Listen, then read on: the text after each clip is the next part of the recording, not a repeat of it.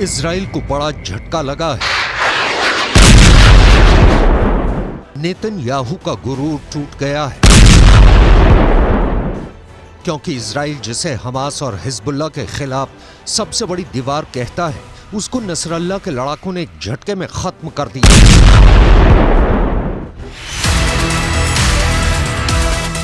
Hezbollah का दावा है कि उसने इजराइल के आयरन डोम को एक झटके में फोड़ दिया है।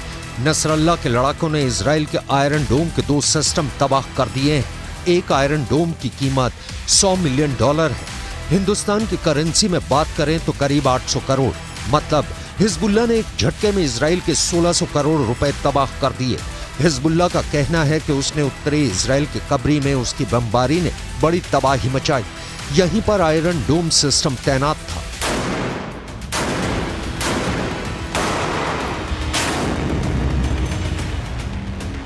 ये बात पश्चिमी मीडिया भी बता रहा है और इसकी चर्चा अमेरिका में भी हो रही है, लेकिन इजराइल ने इस पर पूरी तरह से चुप्पी साध रखी है।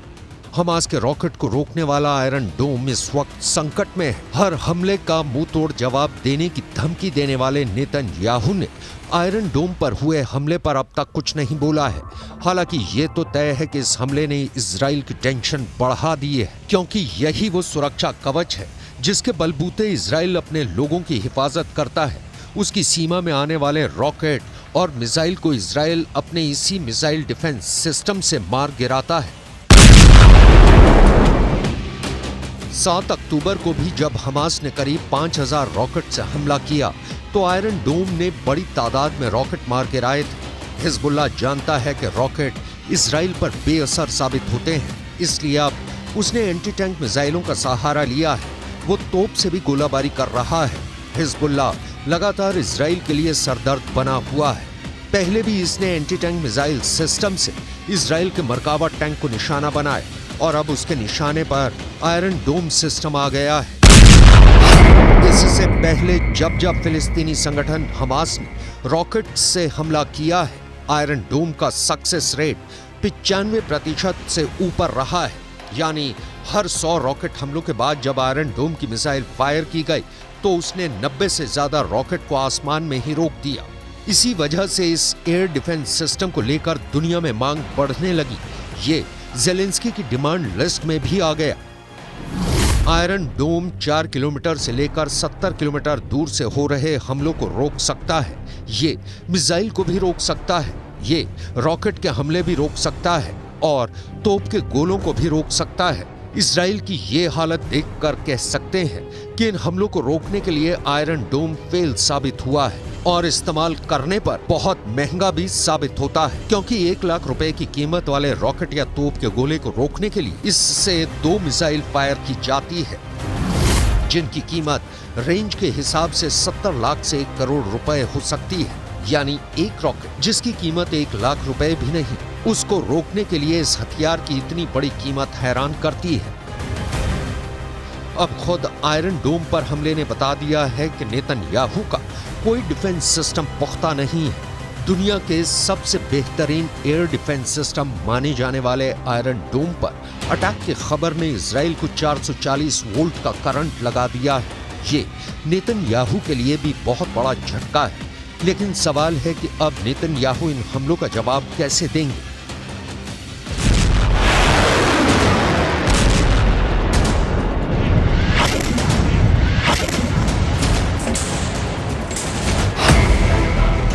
हिजबुल्लाह के धमाके के बाद 2 लोग बहुत ज्यादा टेंशन में हैं। गाजा और इजराइल के बीच चल रहे युद्ध ने पूरे पश्चिम एशिया को तीसरे विश्व युद्ध के एपिसेंटर में तब्दील कर दिया है और इसकी वजह से 2 ताकतें सबसे ज्यादा फिक्र में डूबी हुई हैं। पहले हैं इजराइल के प्रधानमंत्री बेंयामिन नेतन्याहू और दूसरे हैं अमेरिका के राष्ट्रपति Joe Biden.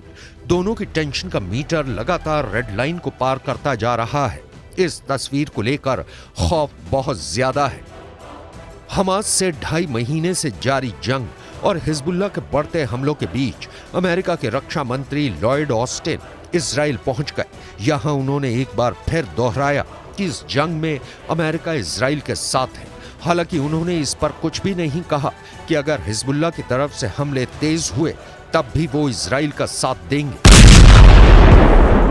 Palestinian civilians in Gaza is both a moral duty and a strategic imperative. So we will continue to stand up for Israel's bedrock right to defend itself. And we will also continue to urge the protection of civilians during conflict and to increase the flow of humanitarian aid into Gaza.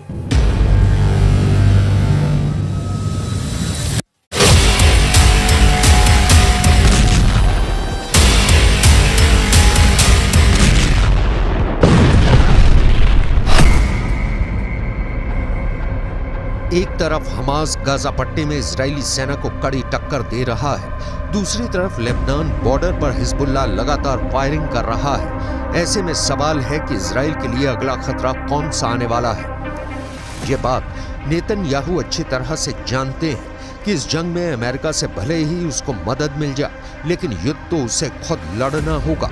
मोर्चे पर उसके ही सैनिकों को तैनात होना होगा। इसलिए Hezbollah की तरफ से हमले तेज होने के बाद नेतन्याहू ने अपना वॉर ट्रायंगल तैयार कर लिया है।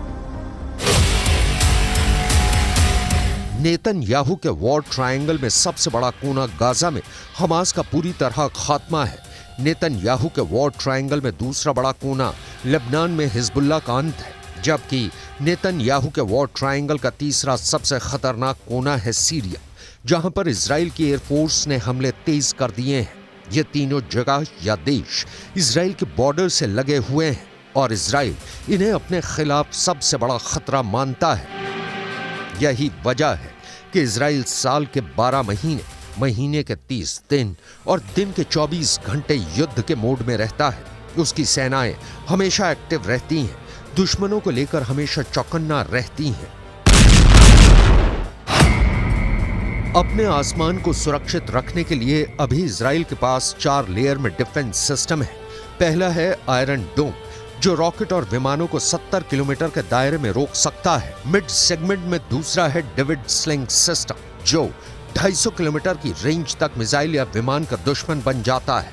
एरो 2 एयर डिफेंस सिस्टम, इसकी रेंज भी 250 किलोमीटर तक है, लेकिन यह डेविड स्लिंग के मुकाबले में ज्यादा ऊंचाई पर जाकर आसमानी टारगेट को मार गिरा सकता है। और चौथा है एरो 3, जो 2.5 किलोमीटर से भी आगे के टारगेट को खत्म करता है। और अब यही एयर डिफेंस सिस्टम इजराइल का बैलिस्टिक मिसाइल को मार गिराने वाली गारंटी बन चुका है।